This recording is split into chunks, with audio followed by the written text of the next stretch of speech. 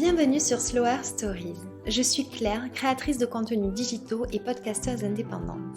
Sur mon compte Instagram Claire Mondré, je partage mes passions et découvertes à travers lesquelles j'ai à cœur de transmettre un mode de vie plus conscient et des conseils bien-être. Avec Slower Stories, je souhaite valoriser les femmes entrepreneurs qui contribuent à rendre demain meilleur grâce à leur activité. Je les invite à raconter leur parcours, leurs différentes expériences et ce qui les anime. On échange sur des sujets qui nous touchent à toutes, comme la féminité, le bien-être et le stress, la maternité, l'artisanat ou encore l'éco-responsabilité. Elles se confient aussi sur la façon dont elles vivent l'entrepreneuriat et partagent leurs meilleurs conseils pour lancer son projet. J'ai créé Slower Stories par sororité avec l'intention profonde et sincère de vous transmettre l'envie de croire en vous et en vos projets, vous convaincre que nous sommes toutes légitimes, mais aussi de sensibiliser vers le mieux-être et le mieux-faire. Si vous aimez ce podcast, je vous invite à laisser un avis et 5 étoiles, c'est la meilleure façon de m'aider à faire connaître le podcast. Si vous souhaitez récompenser cette création de contenu, remercier le podcast pour ce qu'il vous apporte et le soutenir pour l'aider à perdurer, vous avez la possibilité de faire un don du montant que vous souhaitez, pour lequel je vous serai infiniment reconnaissante. J'espère que vous allez bien. Aujourd'hui, j'ai le plaisir de recevoir Naomi, fondatrice de Cool Moves, un studio de pilates et mouvements en ligne. Cool Moves porte bien son nom, c'est ce qui m'a de suite attirée chez Naomi, c'est la bienveillance et la simplicité avec laquelle elle construit et transmet ses cours. Elle raconte ce qui l'a amenée à s'intéresser au pilates, partage sa vision de la pratique et du bien-être en général. On a aussi parlé injonction au bien-être et anxiété parce que ce sont deux sujets qui nous tiennent à cœur. Vous vous doutez bien qu'on a aussi échangé sur l'entrepreneuriat, on aborde le manque de légitimité que l'on peut ressentir parfois lorsqu'on exerce une activité qui ne génère pas de revenus. Elle explique comment elle s'est lancée et le chemin qu'elle a parcouru pour atteindre un équilibre aujourd'hui. Enfin, Naomi partage ses meilleurs conseils et outils pour un quotidien plus serein. Je suis très heureuse de vous proposer cette conversation, j'espère que vous la trouverez aussi enrichissante et inspirante que moi. Bonne écoute! Bonjour Naomi, je suis ravie de te recevoir sur ce podcast, comment vas-tu? Bonjour, merci beaucoup déjà de me recevoir, je suis vraiment très contente et puis écoute, ça va très bien, il fait beau donc je suis contente. Ça fait du bien au moral.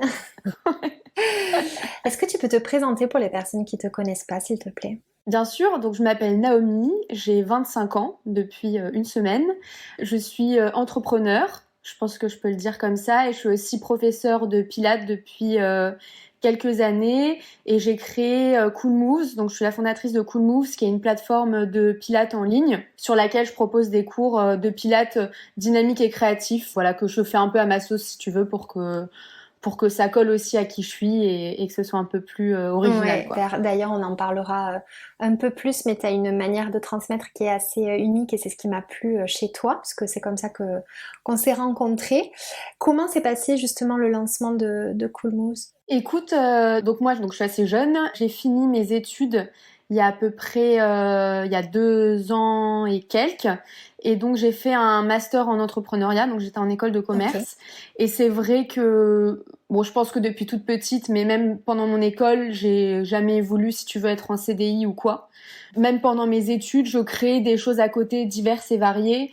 Et puis je suis partie 1 an à Londres en échange universitaire, et c'est là où j'ai commencé à prendre des cours de pilates, à une période où moi j'étais pas forcément très bien, et donc j'ai découvert une pratique qui m'a apporté beaucoup de bien-être, surtout sur le plan psychologique, je pense. Et j'avais une professeure qui était vraiment géniale. Et ensuite, en rentrant à Paris, j'ai cherché des cours qui ressemblaient un peu à ce que cette professeure-là m'apportait, et j'ai pas forcément trouvé la même dynamique. Donc je me suis mise à moi créer mes séances, si tu veux, mais sans formation au début, Okay. un peu en fonction, en essayant de retrouver du coup cette énergie-là que cette professeure avait. Et puis j'ai aimé de plus en plus, j'ai pratiqué de plus en plus. Après j'ai commencé à mettre des vidéos sur YouTube, mais j'avais pas encore fait de formation. Et puis j'ai voulu du coup me former pour professionnaliser ça. Et ensuite j'ai lancé Cool Moves, mais le lancement de Cool Moves, enfin toute la création, je l'ai faite en fait pendant ma dernière année de master, pendant que j'étais en alternance. Et bon, je pense que j'aime bien faire aussi beaucoup de choses en même temps. J'allais te dire, ça devait être intense quand même.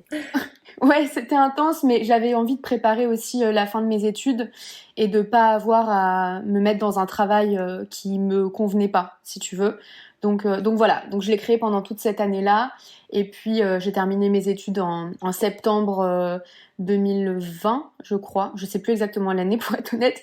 Et je l'ai lancé 2 mois plus tard, si tu veux. Et en fait, ce qui était superbe, c'est que comme j'ai travaillé pendant mes années d'études, j'ai pu toucher le chômage, ce qui a été du coup une aide à l'entrepreneuriat.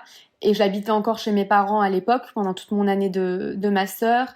Et donc l'alternance, en fait, l'argent que je gagnais, je l'ai mis de côté pendant toute l'année. Ce qui m'a permis par la suite de lancer Cool Moves et d'avoir des fonds pour pouvoir le faire, quoi. Enfin, c'est formidable que tu aies eu cette organisation-là et ce truc de te dire je vais mettre tout de côté pour ce projet. C'est très mature, je trouve. Oui, peut-être, je sais pas, mais c'est vrai qu'on a aussi la chance, je pense, d'être en France et d'avoir aussi ces aides-là qui permettent, parce que autre part, ça aurait pas été possible si j'avais pas eu le chômage, je gagnais pas d'argent quoi au début, donc. Non, c'est précieux et il y a beaucoup de personnes qui se sont lancées grâce à ça, donc c'est ça, mine de rien un tremplin quand même pour l'entrepreneuriat, Exactement. Oui, je l'ai vraiment vu comme une aide à l'entrepreneuriat. C'est ça. Donc tu t'es lancée en fonds propres. Oui, en fonds propres. Ouais.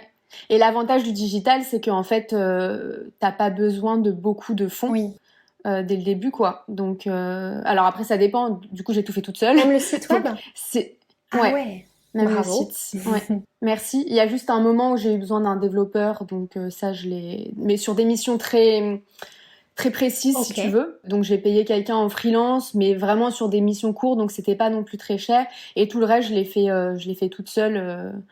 Voilà, en étant un peu un petit écureuil, en me disant que bon, tout ce que je peux faire moi, je le fais moi et voilà quoi. Et avec la curiosité et la motivation, forcément, tu y arrives. Oui, ouais, c'est ça. Félicitations, tu peux être fière. Hein. Merci. Et du coup, tu le disais, parce qu'il y a ce projet-là qui est né dans ta tête, mais est-ce que l'entrepreneuriat, tu sens que c'était en toi depuis un moment ou c'est quelque chose qui est né comme ça avec ce projet-là? Je pense que c'était pas forcément l'entrepreneuriat à proprement parler, mais c'est plutôt l'idée de créer quelque chose. Je pense que j'ai toujours été assez créative au sens large et que j'ai toujours voulu créer des choses moi, en tâtonnant un peu, en sachant pas trop ce que je faisais exactement. Mais depuis assez petite, en fait, je créais des choses diverses et variées et je crois que depuis toujours aussi, je dis que je veux être mon propre patron.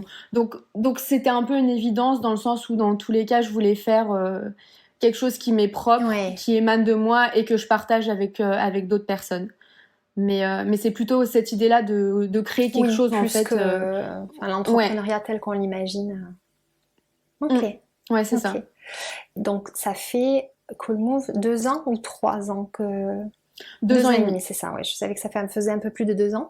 Et tu ne perçois plus ton chômage. Comment ça se passe pour toi aujourd'hui financièrement? Enfin, si tu es à l'aise avec cette question. Hein. Bien sûr. Je le perçois plus depuis janvier. D'accord. Donc là, on est en mai. Donc c'était très stressant, évidemment. Oui, c'est un gap à passer. Voilà. Parce que en fait, depuis tout le début, je me paye pas. Je me payais pas du coup, parce que je me disais tout l'argent qui est gagné via Cool Moves, je veux le laisser dedans et pour le réinvestir et pas taper dedans quoi, pour le dire vulgairement.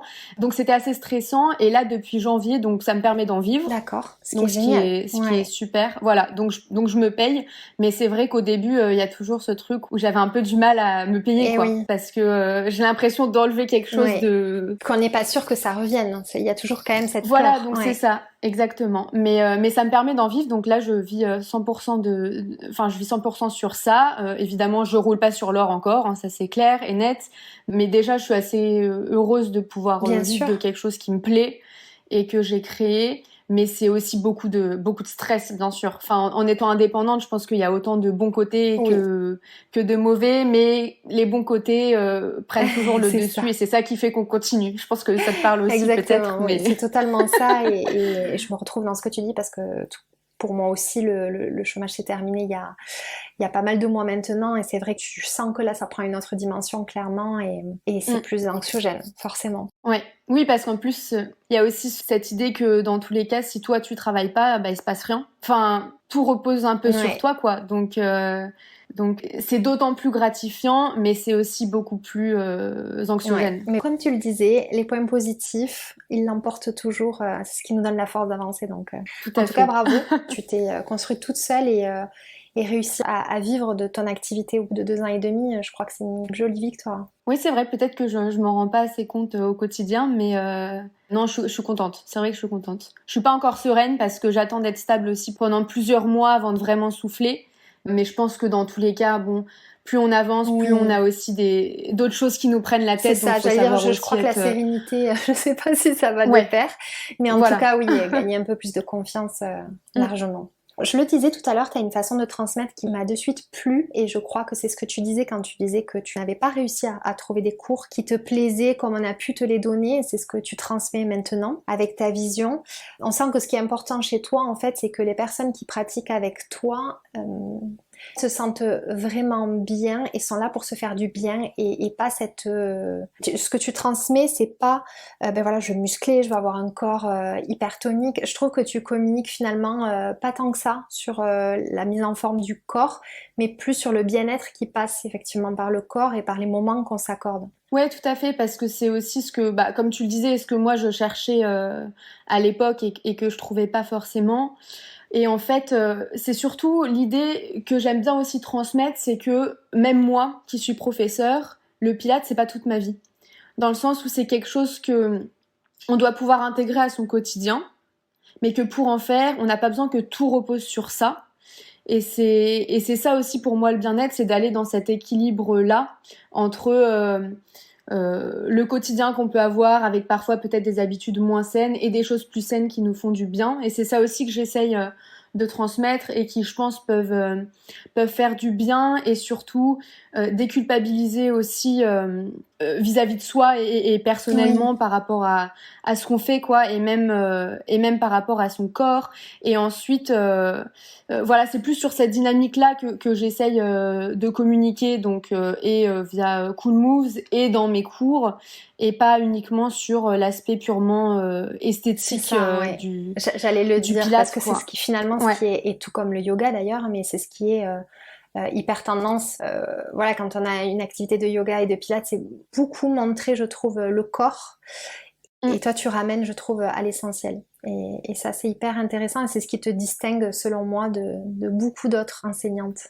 C'est une Bah, force. c'est gentil, mais parce que forcément je vois beaucoup aussi ce qui se fait, parce que je regarde aussi ce qui se fait, que ce soit en yoga, en pilates ou quoi, et évidemment il y a des choses qui sont formidables, mais au-delà de l'esthétique, de la partie esthétique qui peut être culpabilisante et faire qu'on peut se sentir mal, je trouve qu'il y a aussi, comme c'est des pratiques qui se répandent vachement, il peut aussi y avoir une pression qui s'en C'est ça. dégage et une injonction à avoir un mode de vie parfait et en faire tout le temps, enfin voilà, un peu une injonction au bien-être qui fait que du coup c'est plus du bien-être, Exactement. je pense, au-delà de ça.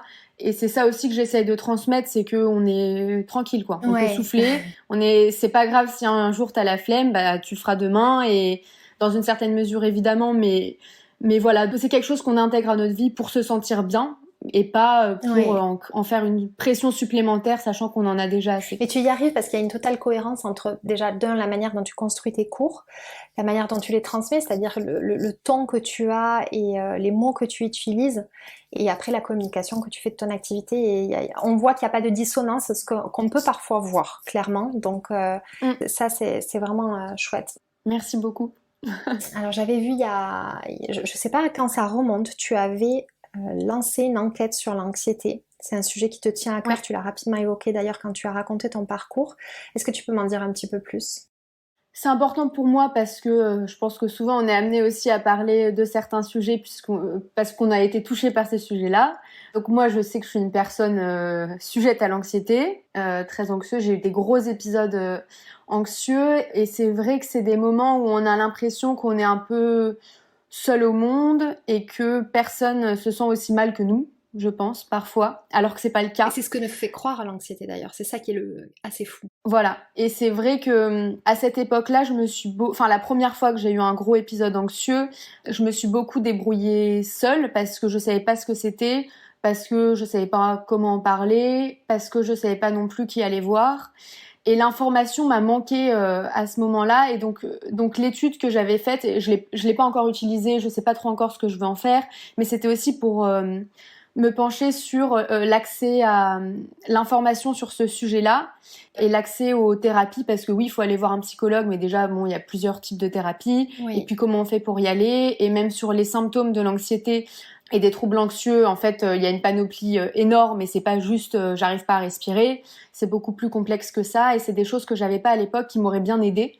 Donc c'est vrai qu'à cette époque-là, je m'étais beaucoup débrouillée seule, et j'avais attendu d'être dans une situation de détresse, presque, on peut dire, pour aller voir une psychologue, mais j'étais mineure, quoi. À cette époque-là, j'étais vraiment jeune, et j'en pouvais tellement plus que j'avais dit à mes parents, ok, faut que j'aille voir quelqu'un, quoi. Mais du coup, j'avais attendu ce moment-là. Et donc, c'est ce qui est dommage, parce qu'en réalité, il faut prendre les choses à la source, mais bon, je le savais pas. Et donc, c'est vrai que c'est un sujet qui est important pour moi, parce que même encore récemment, j'ai eu des gros épisodes anxieux, et je veux faire quelque chose avec ce sujet-là. Je sais pas encore comment.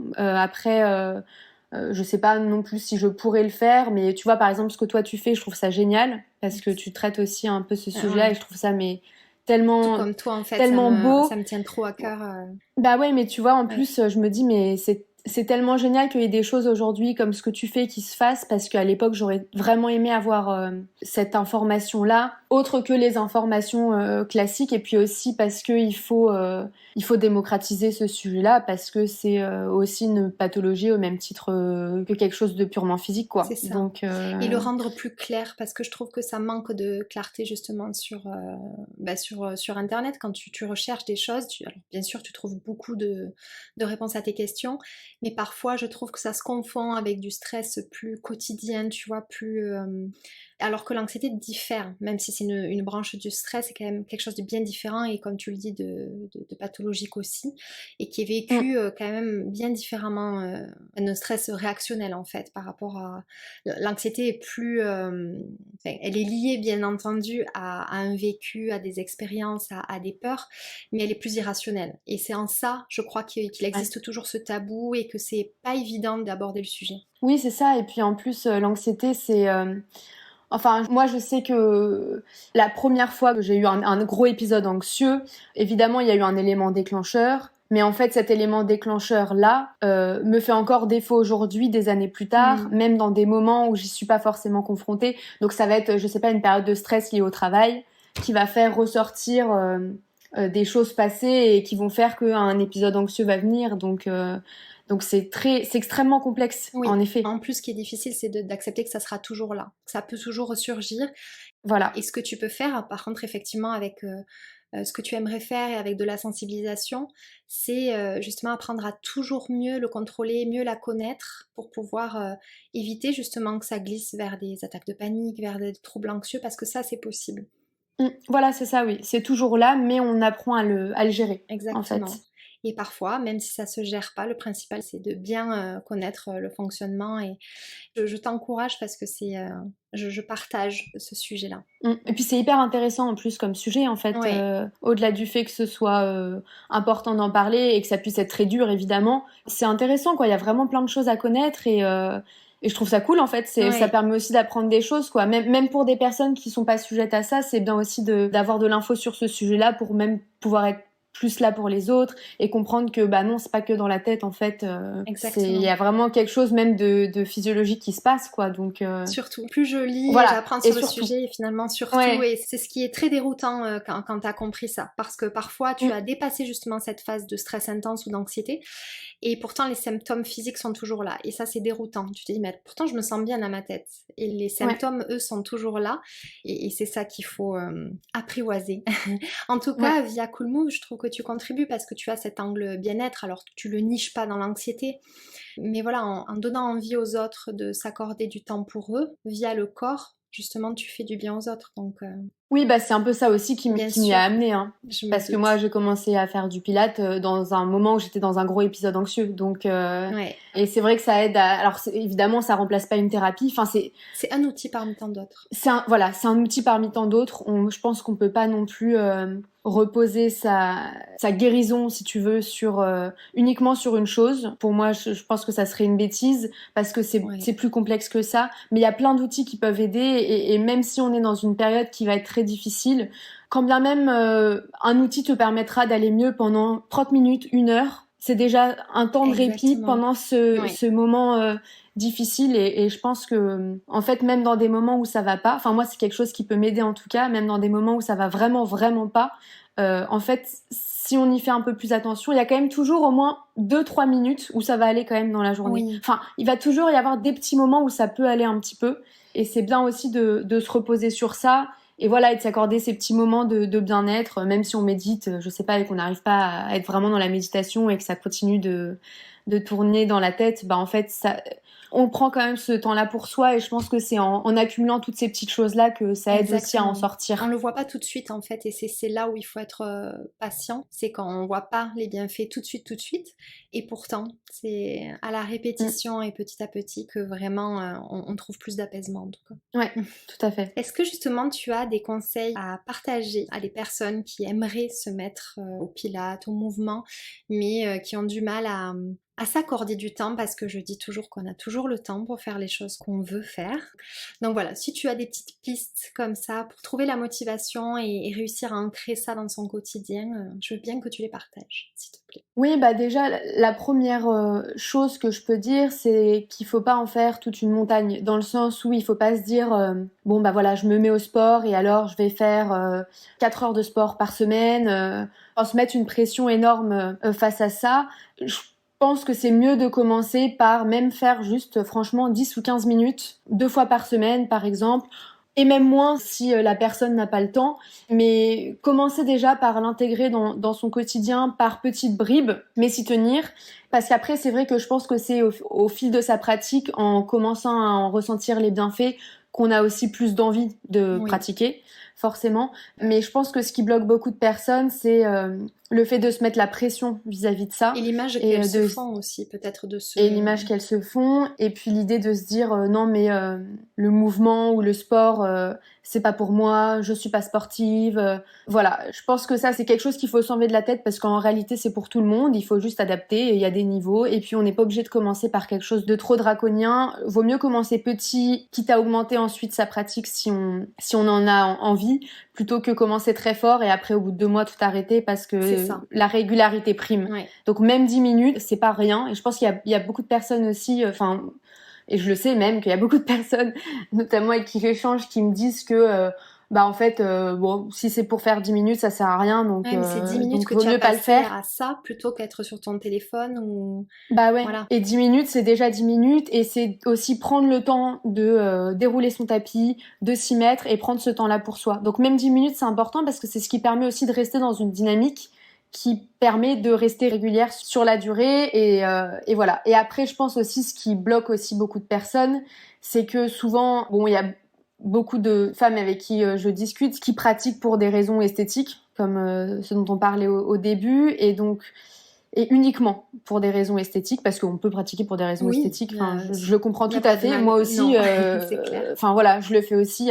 Faut pas créer non plus une injonction à s'accepter à tout prix. Je pense que voilà, de pas créer une injonction d'une injonction. Voilà.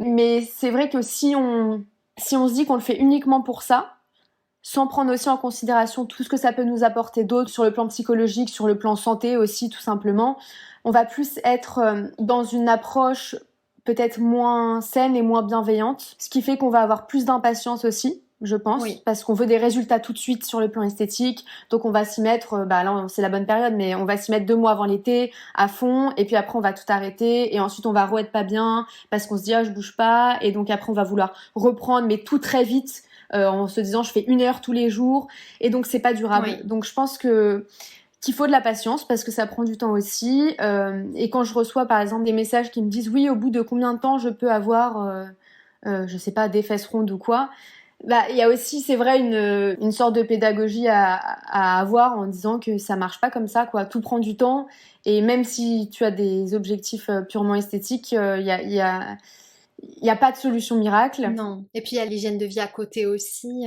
ça ne fait pas tout. Voilà. Et même sur le plan psychologique, il n'y a pas de solution miracle non plus. C'est pas en 2 jours ou en 2 semaines que tous les problèmes vont être évacués juste parce que tu fais du pilates. Donc je pense que ça, en tout cas, c'est commencer petit et ensuite augmenter plutôt que faire l'inverse et se dire que c'est aussi pour toi et que c'est pas juste pour des fit girls d'Instagram ou quoi. Ouais. C'est pas L'approche holistique, elle marche pour tout et même pour l'activité sportive. exactement. Mais c'est vrai qu'il faut aussi de la patience et je pense qu'on voit aussi beaucoup de pseudo-solutions miracles qui aident peut-être pas parce que du coup ça met aussi peut-être des petites graines dans la tête parfois de certaines personnes qui se disent qu'on peut avoir de merveilleux résultats tant sur le plan esthétique que psychologique très rapidement alors que non, c'est pas vrai, c'est la régularité qui fait tout quoi. Donc sur la durée. Mais mieux vaut petit sur la durée que beaucoup en temps court. Exactement, je crois aussi. Enfin ça c'est le meilleur conseil que je peux donner en tout cas. Et c'est d'ailleurs pour ça que tu proposes des cours qui font différentes durées, pour en plus s'adapter à des personnes qui manquent de temps, parce que ça c'est une réalité aussi, hein, selon le quotidien qu'on a. Mais effectivement on peut toujours trouver pour s'accorder 10 minutes, et c'est toujours ça de prix, comme tu le dis. C'est un beau rappel, merci beaucoup.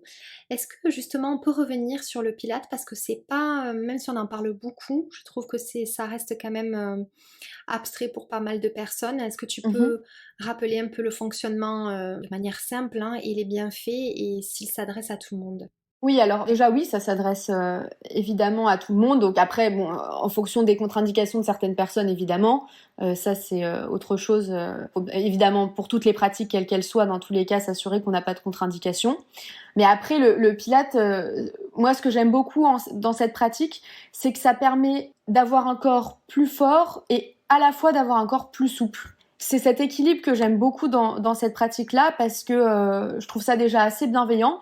Et puis, ça permet d'améliorer la posture, ça permet de renforcer les muscles profonds du corps et de développer la musculature aussi d'une manière harmonieuse. Et c'est une pratique qui est douce, mais c'est pas parce que c'est une pratique qui est douce que c'est pas pour autant challengeant. Et ça, je pense que voilà. Donc, je pense que c'est aussi ça aussi. Voilà, c'est vrai que justement c'est presque d'autant plus difficile parce il y a vachement de précision, donc on va pas forcément chercher la rapidité du mouvement, mais la bonne exécution du mouvement, dans le sens avoir le bon alignement, être vraiment dans le contrôle du mouvement là, avoir vraiment la bonne posture parce que c'est là qu'on en ressent en fait tous les bienfaits sur la durée. Et ça, je trouve que c'est vraiment ce qui est intéressant. J'aime beaucoup moi cette dualité dans la pratique du Pilate. Et après, ce que je trouve super aussi, c'est que c'est aussi un moyen de. Alors après, toutes les pratiques de mouvement, je pense, mais le Pilate et le yoga aussi également, dans des pratiques qui sont plus douces, je trouve que ça permet de créer de l'espace en soi aussi pour sa vie de tous les jours et de respirer, de souffler un peu, parce que c'est des pratiques où on prend le temps de respirer, où la respiration est très très importante. C'est ça, oui, j'allais dire, elle est au centre de la pratique. Au centre de la pratique, et c'est vraiment intéressant parce qu'en fait on se rend compte que dans notre quotidien on prend pas forcément le temps de respirer. Oh non. Et qu'on sait pas forcément respirer. En tout cas, voilà, parfois avec le stress et tout, on va respirer trop vite, on peut se mettre dans de l'hyperventilation ou quoi. Donc c'est très complet et oui, moi c'est ce que j'aime beaucoup aussi dans cette pratique-là. Enfin, c'est vraiment pour tout le monde, quoi, parce que je pense qu'on peut autant y trouver son compte si on aime la douceur que si on aime quelque chose de plus challengeant. C'est vrai. Comme tu disais, c'est vraiment une pratique équilibrée, je trouve. Je voulais revenir sur l'entrepreneuriat. Est-ce que, donc ça fait 2 ans et demi, tu as dû trouver ton rythme? Comment ça se passe pour toi aujourd'hui? Alors mon équilibre, j'ai pris du temps à le trouver et je le trouve depuis quelques mois à peine. En fait, au début, je m'étais mis des horaires de bureau. J'avais fait pareil que toi. Je pense que c'est le cas de beaucoup de personnes, en fait. Donc, je m'étais mis des horaires de bureau, mais en fait, déjà, de se mettre des horaires de bureau, ça devient presque pire parce que dans tous les cas, je travaillais aussi le week-end. Donc, en fait, je me retrouvais avec des horaires de bureau où j'allais quand même parfois travailler un peu plus tard que des horaires de bureau et aussi le week-end. Bon, c'était beaucoup trop, clairement. Mais je pense que ça me rassurait au début, que j'étais très, très contente de ça. Mais en fait, je me suis vite rendu compte que ça n'avait aucun sens parce que justement, l'avantage d'être indépendante et de travailler pour soi, c'est qu'on peut s'organiser comme on veut. Et donc, on n'a pas forcément besoin d'avoir des horaires de bureau. Donc, j'ai pris du temps à trouver un peu mon équilibre à moi. Et c'est vrai que maintenant, mes journées ne se ressemblent pas vraiment. Alors j'ai besoin quand même d'avoir une certaine routine et d'avoir un certain cadre, mais je me mets plus la pression d'horaire de bureau drastique. Donc je sais qu'il y a des moments où je vais plus travailler qu'à d'autres moments, parce que j'ai des moments où je suis plus dans le rush, où je vais sortir des nouveaux programmes ou quoi par exemple, ou bien où il y a une com importante, et donc dans ce cas-là je vais beaucoup plus travailler. Et il y a d'autres périodes où je vais beaucoup moins travailler, et en fait c'est dans ça aussi que je trouve mon équilibre. Et ce qui est génial, c'est que maintenant, je me permets aussi de justement, comme je me mets plus cette pression des horaires de bureau, de faire d'autres choses à côté, en fait. Eh oui. Et ça, c'est juste génial, quoi. Ouais. Donc je commence en fait depuis vraiment peu de temps à profiter vraiment de ce mode de vie et à l'accepter aussi, je pense, dans un sens. Donc là, en fait, j'ai pris du temps à trouver, mais maintenant, c'est vrai que cet équilibre-là me permet aussi de mieux travailler, Et quoi. de tenir sur la durée aussi, parce que c'est pas viable. Et oui, c'est ça, et de tenir sur la durée. Et après, il y a des périodes aussi où je vais avoir comme on disait, tu sais, des petites pratiques bien-être qui m'aident. Donc bon, et le pilate évidemment, mais ça c'est un peu tout le temps. Et puis la méditation. Donc j'avais arrêté pendant un temps, et puis là je m'y remets pas mal depuis quelques mois, et c'est quelque chose qui m'aide beaucoup aussi. Donc moi je le fais le matin. Et c'est vrai que le matin, c'est un moment que j'aime bien, sans forcément me lever très tôt. Hein. Je me lève pas du tout à 5 heures ou 6 heures du matin. Je suis plutôt l'inverse. Enfin, je me lève plutôt un peu plus tard et je me couche plus tard. Mais c'est vrai que la méditation, c'est quelque chose qui m'aide beaucoup, parce que je peux être assez speed et ça tourne beaucoup dans ma tête. Donc c'est un moment où je me pose et où je prends le temps de respirer avant que ma journée commence. Ouais, c'est une pratique précieuse. Je fais comme toi, et c'est vrai que ça m'est venu aussi naturellement le matin, parce que j'aime plutôt avoir une activité dynamique en fin de journée. C'est plus rare, mais moi je préfère, et je trouve que ça change tout le temps de ta journée de méditer le matin. Ah oui, ouais, c'est vraiment... ouais. Parce qu'on se met pas tout de suite dans l'action de la journée aussi, je trouve. Hein. Oui, Donc, c'est ça. Et tu fais des ouais. méditations guidées ou... Guidée, ouais. Ok. Je fais des méditations guidées. Non, je médite pas trop seule. J'aime bien les méditations guidées, en fait. Je Ouais. fais avec l'application Headspace, que j'aime beaucoup. Mais il y en a plein qui sont géniales d'applications, et j'aime beaucoup, ouais. Ok. C'est vrai que ça m'aide. Super. Est-ce que tu as justement un ou plusieurs tips à partager d'outils ou de choses que tu as mis dans ton quotidien qui te permettent de mieux t'organiser, ou voilà, d'être plus sereine vis-à-vis de ton travail? Ouais, alors moi j'ai besoin de noter tout ce que j'ai à faire. Alors pas sur du papier, mais j'utilise Trello. Je sais pas Oui, si... oui, voilà. Donc moi j'utilise Trello pour ma liste de tâches, que j'organise un peu à ma manière. Mais j'ai besoin que tout soit noté, parce qu'au moins c'est plus dans ma tête. je comprends. Donc je sais que je vais pas l'oublier, et je sais que je peux déjà dormir sereinement sans avoir à penser à ce que j'ai à faire le lendemain ou quoi. Et ça me permet de m'organiser. Donc ça c'est vraiment le mieux, et en termes de travail et d'efficacité, parce que ça permet de voir ses tâches, on peut les diviser aussi, et mentalement de s'enlever cette charge mentale-là de je dois faire ça, etc. Donc moi, noter, c'est hyper important. Et puis après, c'est aussi diviser les tâches en plusieurs étapes, parce que au début, notamment... je mettais, tu vois, par exemple, faire mon site, j'allais mettre faire mon site, quoi. Ce qui est juste pas possible, parce que faire ton site, en fait, en dessous, t'as des centaines enfin, des dizaines, en tout cas, de sous-tâches. Donc, diviser aussi les tâches, ça, je trouve que c'est vraiment important. Et puis après, autre chose aussi, c'est de prendre des pauses. Ça peut paraître assez simple et bateau, mais en fait, C'est difficile. je trouve... Bah oui, parce qu'en fait, on est dans quelque chose, on se rend pas compte que le temps passe, et on prend pas de pause, surtout quand on est sur l'ordinateur, et ensuite on lève les yeux et on voit plus rien, quoi. Enfin, on est un peu trop dans sa bulle. Donc de prendre des pauses, ça, je m'y oblige aussi, et faire un tour aussi dehors dans la journée, quoi. Quand on travaille de chez soi, parce que moi, je travaille de chez moi. Moi aussi, et ça me parfois c'est pesant. C'est vrai que se fixer des petits objectifs, même tu vois, aller bosser dans des cafés une demi-journée, ne serait-ce que pour être dans un autre cadre, voir le monde autour de toi et une énergie différente, ça fait beaucoup de bien, je trouve. Ouais, c'est ça. Ou même aller faire des courses, enfin... Oui. Ouais, mais en tout cas, sortir, faire un tour dehors, quoi. Ça fait vraiment, vraiment du bien. Je suis d'accord. Super, merci pour ça. Qu'est-ce qui a changé en toi depuis que tu as lancé Cool Move? Qu'est-ce que tu as appris? Depuis que j'ai lancé Cool Moves, beaucoup, beaucoup de choses. J'imagine. Ouais.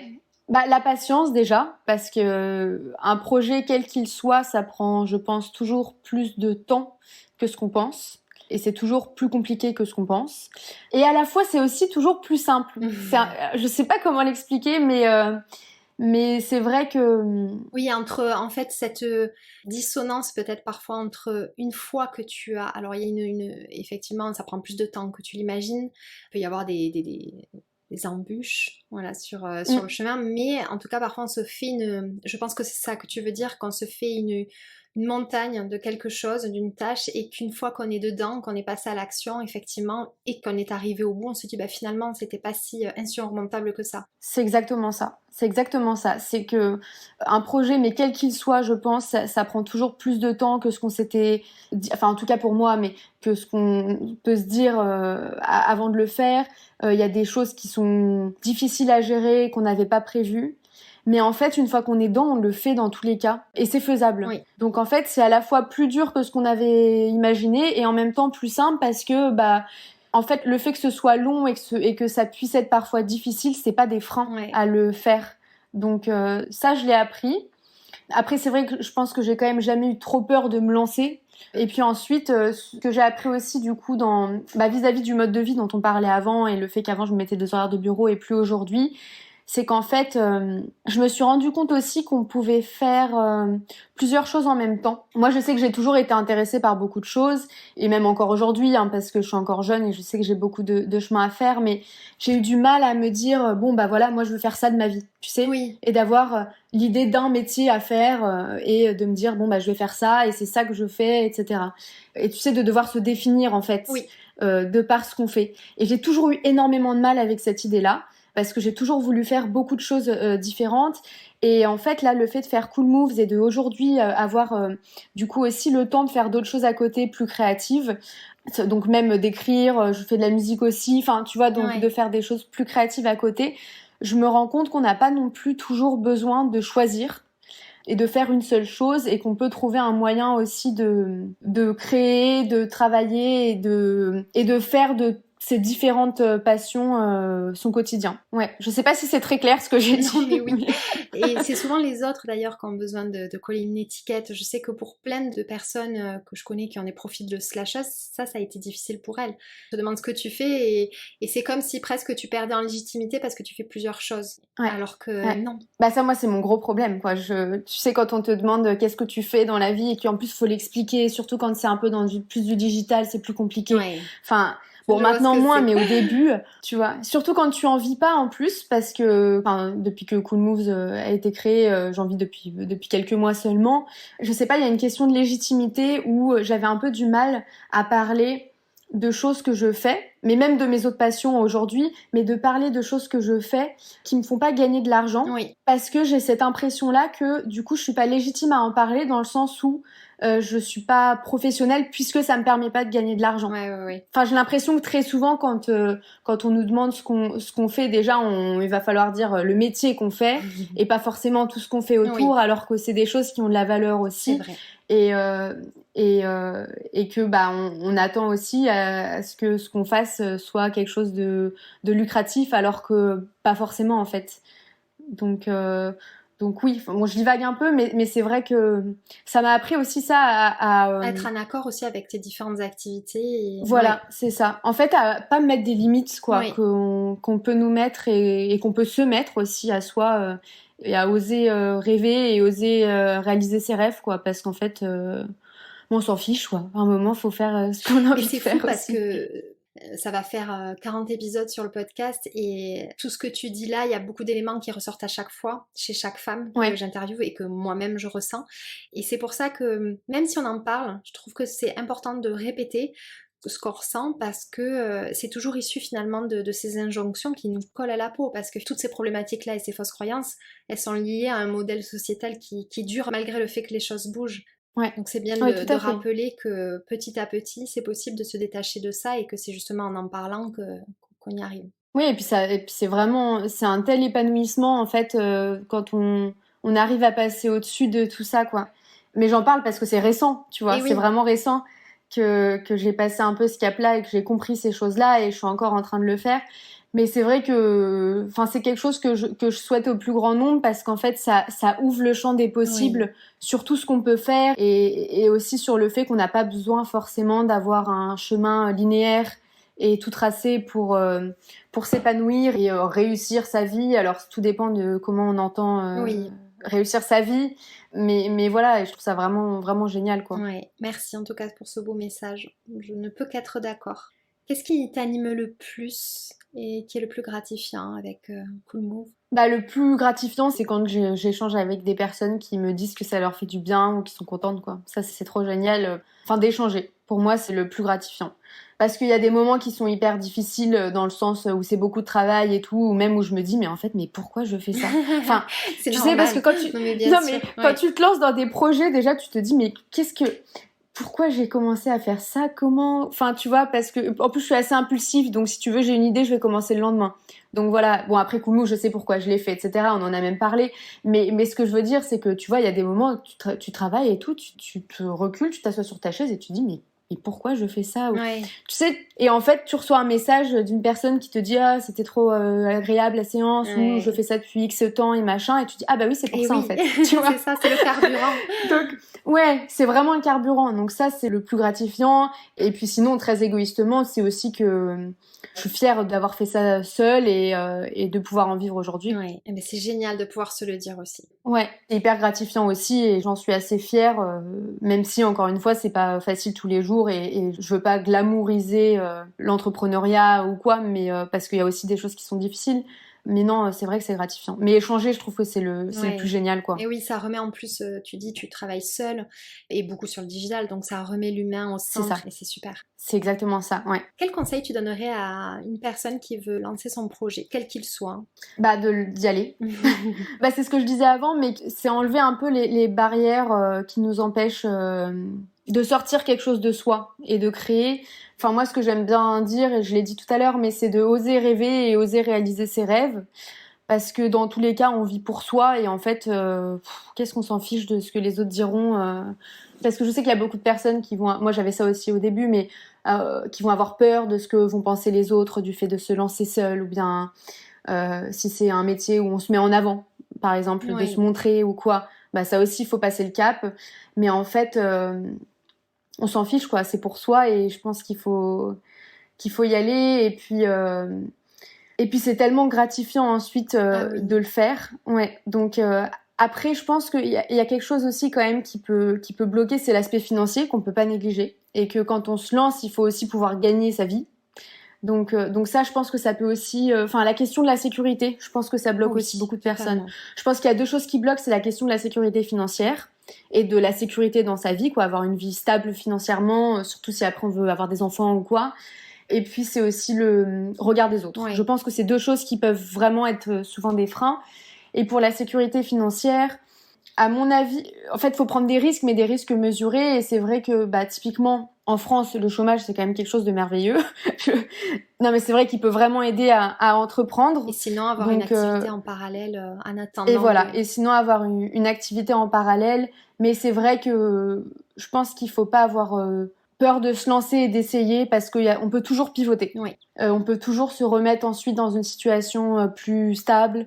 Qu'il y a toujours un moyen de pivoter et donc faut essayer. Ouais. Tu vois, mais après c'est hyper personnel et ça dépend de chaque personne, mais faut s'enlever ces barrières et se dire comment je pourrais réaliser mes rêves tout en ayant un minimum de sécurité pour le faire de manière raisonnable et responsable en tout cas, plutôt que de se dire j'attends d'être 100% sécure pour ensuite lancer mon projet. Oui, parce que ça, je pense qu'il faut le voir rarement le cas. Dans l'autre sens. Ouais. Et accepter que c'est sûr qu'au début, tu galères, quoi. Enfin, pour le dire clairement, c'est ça, mais c'est un choix aussi, et je pense que c'est du long terme, en fait. C'est vraiment du long terme. Exactement. Merci, Naomi. Qu'est-ce que tu aimerais dire à la Naomi enfant? Oh là là. Qu'est-ce que j'aimerais lui dire? Que c'est vrai que la vie, elle est pas toujours facile, mais qu'elle est belle, et que il faut que je prenne confiance en moi pour agir à la hauteur de mes rêves, et que j'ose rêver, et que j'ose créer, et que j'ose exprimer ce que j'ai en moi de la manière dont je le souhaite, et partager. Ça, je pense que c'est important, qu'il faut pas que je me renferme sur moi, mais au contraire que je m'exprime et que je crée pour sortir ce que j'ai en moi et le partager plutôt que de se renfermer. Ça, je pense que c'est important, vu que ça va aller, qu'il y aura des moments vraiment pas cool, mais que ça va aller. Et qu'elle va survivre à son anxiété. Ouais, voilà. C'est ça. C'est un beau message. Mais ouais. Merci beaucoup. On va terminer par le traditionnel petit quiz de cette émission. Je vais te poser quelques questions. Tu réponds voilà, comme tu en as envie, du tac au tac. Ok. C'est parti. Est-ce que tu as un lieu ou un paysage qui t'inspire particulièrement? Ouais, bah, la mer et le soleil. Ça, pour moi, c'est indispensable, tant la journée que le soir. Mais tu vois, passer une journée à la plage et voir le soleil faire son petit tour et le coucher de soleil ou quoi, ça, j'ai vraiment besoin de soleil et besoin d'eau. Donc, ouais. Ok. Un objet indispensable. Un objet indispensable, je dirais des écouteurs, parce que je trouve que ça donne un accès à tellement de choses et tellement de ressources différentes, que ce soit de la musique, ça fait vraiment du bien, des podcasts, parce que bah, comme le tien, mais en fait ça permet de... Il y en a sur tous les sujets, en fait c'est un accès à l'information qui est énorme, je trouve. Ouais. Qui est vraiment formidable. On peut apprendre plein de choses, on peut entendre des personnes parler de sujets qui nous parlent à nous, tu vois, bah, même l'anxiété par exemple. Donc les écouteurs, je trouve ça... Alors j'adore la musique aussi, mais tu vois, les podcasts, je trouve que c'est un accès à des choses vraiment superbes et c'est facile, ça se met dans une poche. Oui, donc je ne voilà. peux qu'être d'accord. Ta plus grande qualité? Je pense que c'est mon authenticité ou ma loyauté, mais enfin, j'essaie d'être la plus... Enfin, j'essaie, je fais même pas vraiment attention, mais d'être la plus authentique possible et de pas... Je veux pas me travestir pour plaire ou pour être Ouais. quelqu'un d'autre, quoi. Donc, je pense que c'est peut-être ça. Ok. Est-ce que tu as une mauvaise habitude? Oui, bien sûr. J'ai tendance à me coucher trop tard alors que je vais être fatiguée la journée. Et donc, c'est un peu un cercle vicieux. Donc voilà, enfin le truc de tu te dis la journée je vais me coucher tôt et puis en fait le soir j'aime bien traîner et donc je me couche plus tard. Ouais. Voilà, ça c'est Après, vraiment c'est peut-être ton rythme, hein, ici, mais bon, il faudrait que tu ne sois pas fatiguée le lendemain, c'est quand même l'objectif. Voilà, oui, mais tu vois, typiquement, non, mais tu as raison, parce que donc maintenant que je suis plus sur ce truc des horaires de bureau, en fait, j'accepte aussi de me dire, oui. bah, en fait, j'aime me coucher plus tard et donc je me lève plus tard. Ouais, parce que tu fais et peut-être, ça va, quoi. Moi, je suis un peu comme ça aussi. J'ai l'énergie qui croît, en fait, tout au long de la journée, et c'est vrai que j'ai toujours été plus couche-tard. Et c'est vrai qu'il faut l'accepter à un moment donné, parce que tu te dis, oh là là, j'aimerais me coucher, mais en fait, pourquoi? Tu vois, s'il y en a des activités en plus qui nous permettent voilà, de se lever un petit peu plus tard, de commencer la journée un petit peu plus tard, bah, au final, ça se compense et il n'y a pas de problème. C'est ça, ouais. Est-ce que tu as une recommandation culturelle à partager, un livre, un podcast qui t'a marqué? Ah, j'ai relu Le Petit Prince récemment, qui est un classique, hein, mais je l'avais lu qu'une seule fois quand j'étais plus jeune, et donc du coup, j'avais absolument pas compris les messages, quoi, parce que j'étais beaucoup plus jeune, donc je trouvais... Bah oui, c'est ça. Et j'invite vraiment à... Ça se lit très rapidement, je l'ai lu en 1 heure, je pense. Enfin, ça se lit vraiment vite et c'est hyper beau et j'ai adoré. Je sais que quand j'ai dit ça, je sais plus, à des copines ou quoi, elles m'ont dit, ah, mais j'aime pas ce truc, il est bizarre ou je sais pas quoi. Enfin, qui a un côté un peu, ça touche à l'enfance, donc il y a des personnes qui aiment pas. Mais moi, je trouve ça génial parce que en fait, ça se poser des questions sur la créativité, sur le fait de pas être trop sérieuse, de prendre le temps, de sortir de sa zone de confort, de réfléchir avec le cœur plutôt qu'avec la tête. Et je trouve que c'est vraiment... Ouais, je le recommande vraiment. C'est un classique, mais ouais. Super, c'est noté. Un rituel bien-être. Alors, méditer, ou bien, s'il fait beau, se mettre au soleil. Prendre un peu le soleil. Pour moi, c'est un indispensable et ça me fait tellement du bien. Donc ça... avoir la chaleur du soleil sur moi, évidemment avec de la crème solaire, mais non, ça pour moi c'est le top du top. La photosynthèse, c'est comme les plantes, ça fait un bien fou. Ah ouais, vraiment, c'est ça. Ta plus grande victoire? Je pense que c'est avoir surmonté tous les moments difficiles de ma vie. Parce que je me dis que si je l'ai fait, je pourrais le faire s'il y en a d'autres. Et il y en aura forcément d'autres parce que bon, bah, c'est la vie aussi, quoi. C'est les cycles de la vie. Donc je pense que ça, c'est ma plus grande victoire, d'avoir surmonté ça et d'avoir fait preuve de résilience dans des moments qui étaient pas faciles et de jamais avoir baissé les bras. Voilà. Bon, après, j'ai d'autres victoires, mais c'est vrai que les plus dures, je trouve, sont aussi les plus belles parfois. Est-ce que tu as un mantra qui t'accompagne au quotidien? Alors j'en ai plusieurs.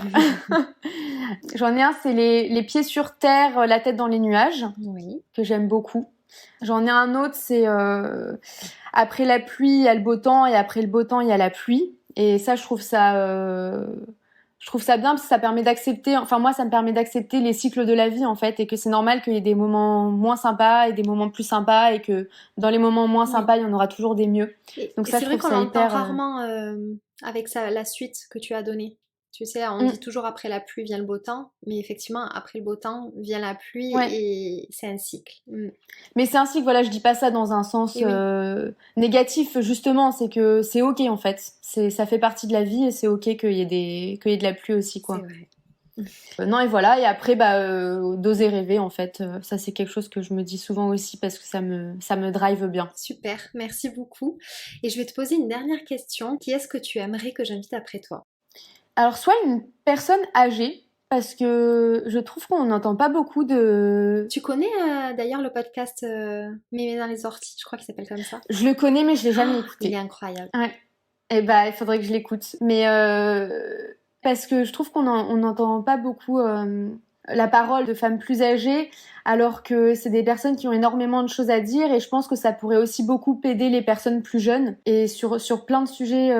Et c'est vrai que, même en parlant avec mes grands-mères que j'ai la chance d'avoir encore, elles ont des choses de dingue à raconter, quoi, et un recul sur la vie que je trouve merveilleux. Donc ça, je trouve que ça serait intéressant, mais j'ai pas de personne en particulier. Non, mais c'est noté. Ouais, c'est une très bonne idée. À te dire, ou sinon, écoute, ma sœur, alors c'est pas pour la placer ou quoi, mais parce qu'elle est plus âgée que moi, elle a 30 ans, mais elle est réalisatrice. D'accord. Et elle s'est fait toute seule. Et elle a beaucoup de choses à dire sur ce milieu-là, donc elle habite à Londres, mais elle a beaucoup de choses à dire sur la place des femmes dans ce milieu-là, comment se faire une place aussi. Et ce qui est intéressant, c'est que ça fait 10 ans qu'elle est dans ce métier-là, mais ça fait 1 an et demi que ça marche. Et donc...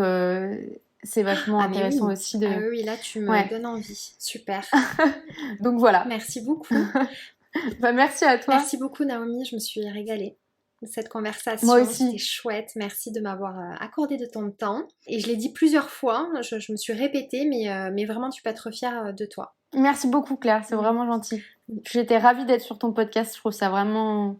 vraiment super. Et puis bon, de toute manière, tu le sais, mais je te suis de près toutes tes activités. Je trouve ça vraiment, vraiment génial. Parce que tu donnes la place à beaucoup de personnes, en fait. Donc, je trouve ça vraiment, vraiment beau. Merci à toi. Mais écoute, je te dis à bientôt. Prends soin de toi. Toi aussi. Merci beaucoup. À bientôt. Salut. À bientôt. J'espère que cette nouvelle conversation vous a plu et qu'elle vous donne l'envie de croire en vous et en vos projets, mais aussi de transformer un peu votre quotidien. Si vous souhaitez me soutenir et ne manquer aucun épisode, je vous invite à vous abonner sur votre plateforme d'écoute et à le partager autour de vous. Et pourquoi pas, si le cœur vous en dit, à noter ce podcast et à laisser un avis, ça m'aidera beaucoup à le faire connaître. Je vous retrouve dans 15 jours pour une nouvelle histoire inspirante. En attendant, on se retrouve sur le compte Instagram Slower Stories. Prenez bien soin de vous.